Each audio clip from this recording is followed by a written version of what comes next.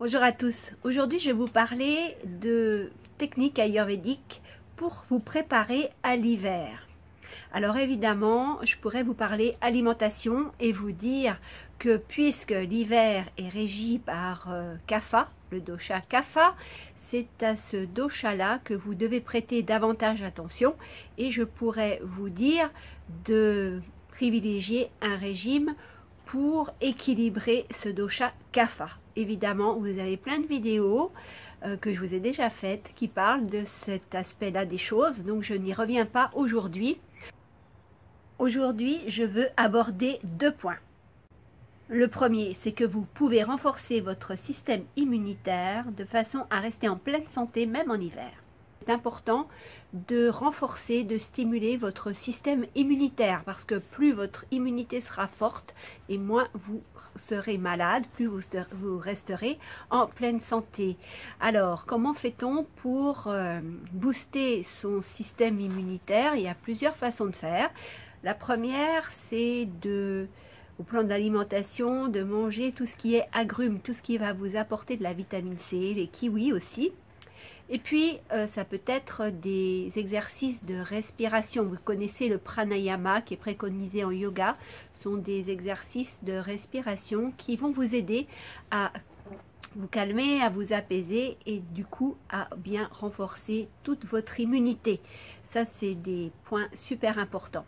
Le deuxième point que je souhaite aborder aujourd'hui, c'est de fortifier votre mental et votre morale, parce que plus vous êtes bien dans votre tête, plus vous avez le moral et plus vous êtes en excellente santé physique.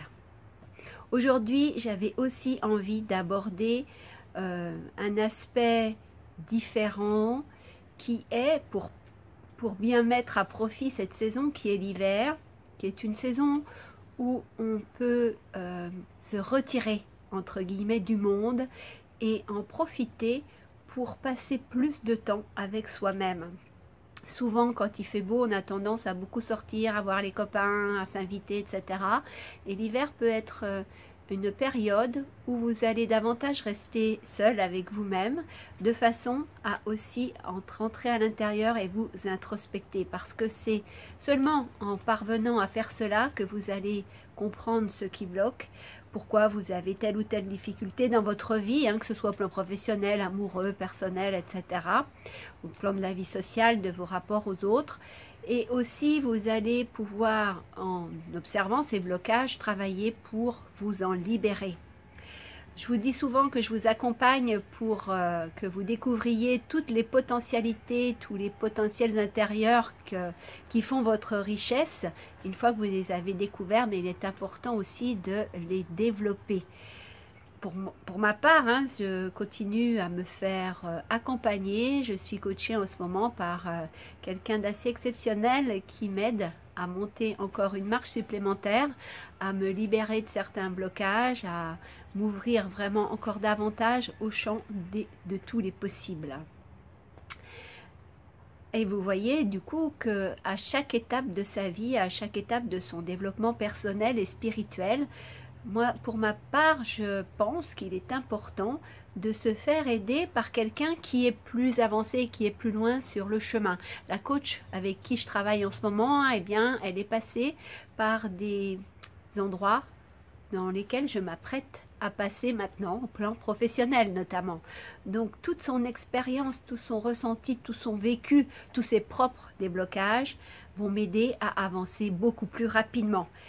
Alors vous, si vous pensez que je peux vous aider à vous découvrir, à vous faire connaître par exemple vos richesses intérieures, votre mission de vie, à vous faire découvrir pour quel métier vous êtes fait notamment, ou si vous êtes en business, eh bien comment améliorer, comment mieux vous positionner, etc. En tous les cas, si au vu de ce que je vous ai raconté jusqu'à présent, si vous me suivez, eh bien au vu de tout ça, vous pouvez avoir une certaine idée de ce que je peux vous apporter. Donc, si vous pensez que je peux vous faire progresser, avancer sur votre chemin, n'hésitez pas à me contacter. Vous avez mon email de toute façon.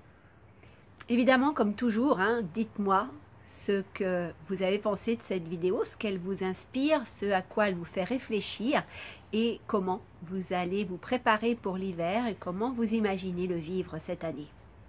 Comme d'habitude, je vous dis, prenez soin de vous et je vous salue. Au revoir.